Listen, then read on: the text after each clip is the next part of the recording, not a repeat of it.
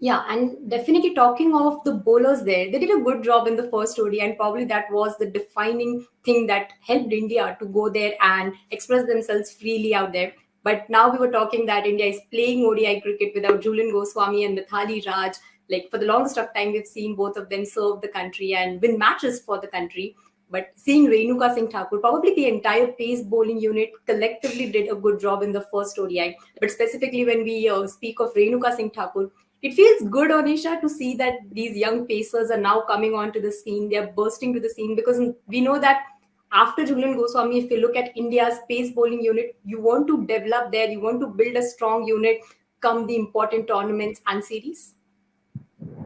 Certainly, more so considering the fact that pacers have historically been something of a bridesmaid to the spinners because their spinners have been by far their most effective facet, the most effective facet to their game. But in the recent past, we've seen the spinners go through a bit of a vein, go through a bit of a rough phase, which is why it has been all the more important and incumbent on the part of the pacers to put their hand up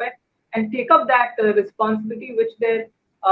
spinners were not able to play, not able to take in terms of being strike bowlers or being able to deliver this breakthrough. So Renuka Singh, very young, relatively still inexperienced, for her to have, displayed the performance she did in the first ODI, especially given the nature of the surface, it was turning miles, so for a pacer to have been that effective and for her to have taken her career best figures in international cricket so far, it was really heartening to see. And not to forget, as we spoke of at length in our previous show as well, the support acts by Pooja Vastakar and Meghna Singh. So credit to Harmanpreet that she has retained this particular attack and she isn't quite tempted to bring in Poonam Yadav right away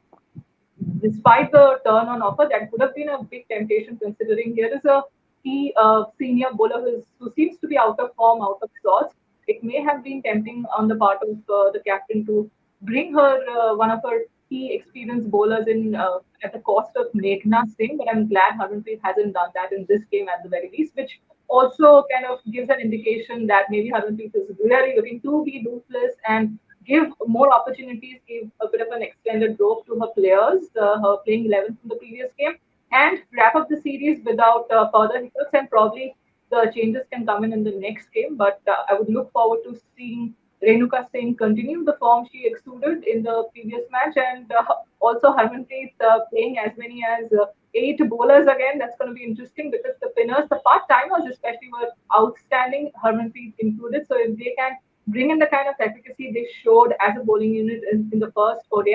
I'm pretty sure Sri Lanka are likely to fold again very soon for a sub